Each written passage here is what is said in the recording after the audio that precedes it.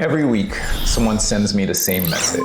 Hey, Dr. Mac, I'm a CRNA. Should I go to med school? And if I do, how does it actually work? And here's the problem. There's no clean answer to that anywhere. Not from med schools, not from residency programs, and definitely not from the internet.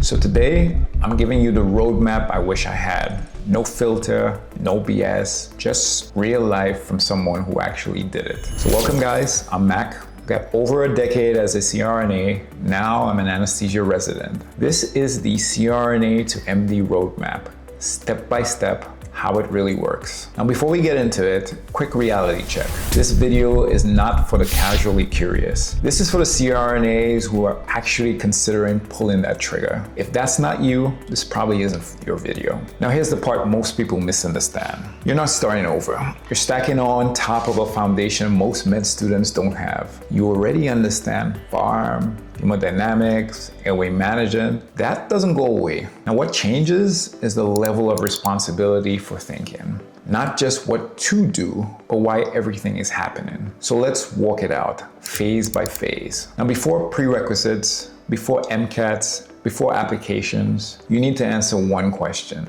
Why?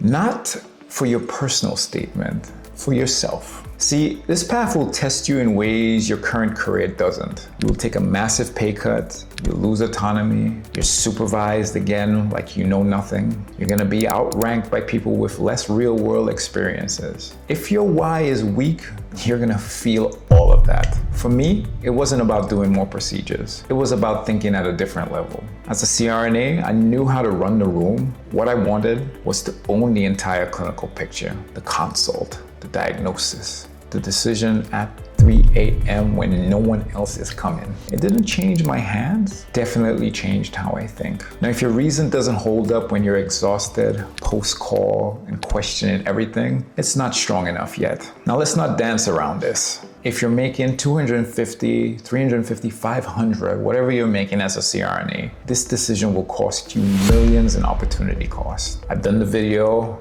you can link to it down below. There are these millions in opportunity costs. In addition to that, there will be years of lost income. There's tuition, the time. Does the math work eventually? Yes, maybe. Is this a financial decision? Nope. If money is your primary driver, this path will not make any sense at all. Now here's the good news. You're closer than you think. Most CRNAs already have biochem, physiology, micro, biochemistry. The usual gaps, however, that shows up in the form of organic chemistry, physics. See, I did mine while working full-time. It's not easy, but it's absolutely doable. Post-bacs, community college, accredited online programs, they all are valid ways to achieving your prerequisites. And the MCAT, and this is where people miscalculate. CRNAs tend to either overfear it or underestimate it.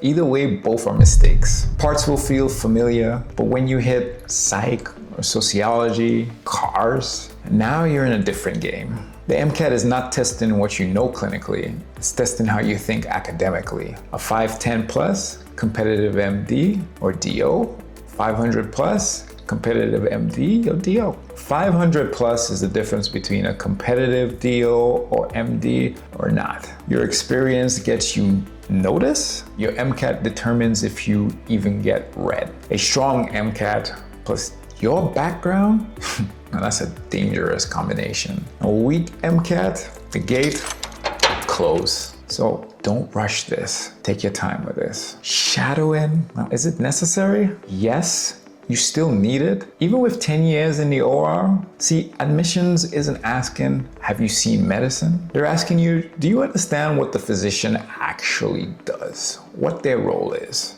That's a different question. MD versus DO, apply to both. Let the process decide, not your ego. For anesthesia, they both match high. What matters is gonna be your step 2 score, your clinical performance, and your letters, not the letters after your name. This is where the CRNAs mess up now. They write like they're trying to justify leaving.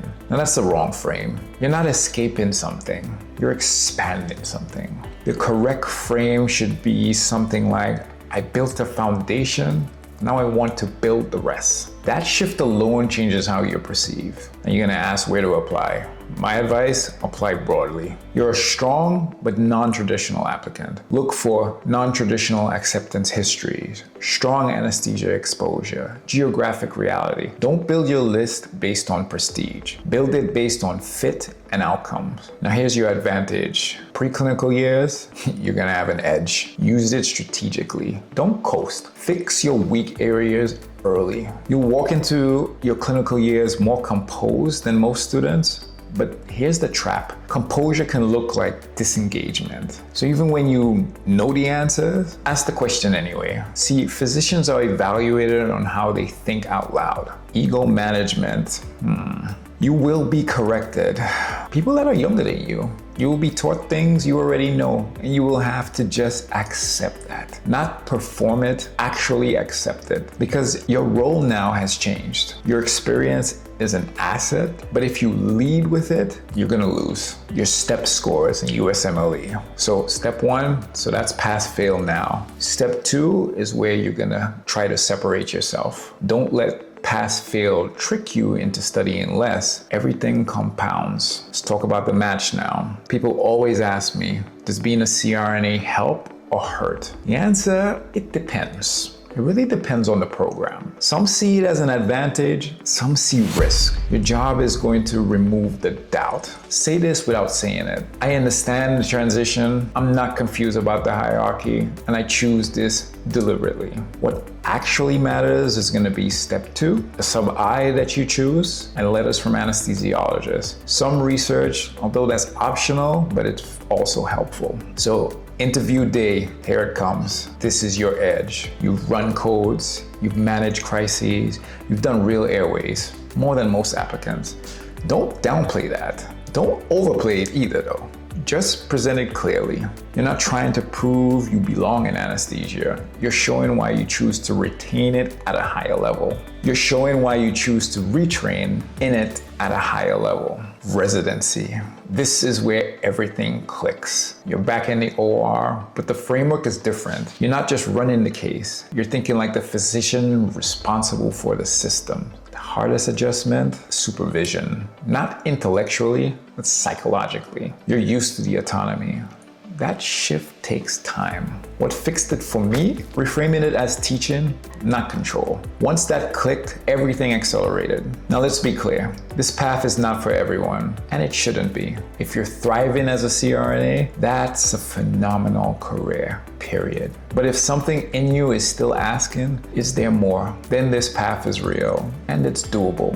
It'll cost you financially, emotionally, personally. It will test everything. Just make sure it's a decision, not a default. If this helped, subscribe. I break down this entire path honestly every week. Drop your biggest question below. I read all of them and I answer them. This is how we bridge the gap.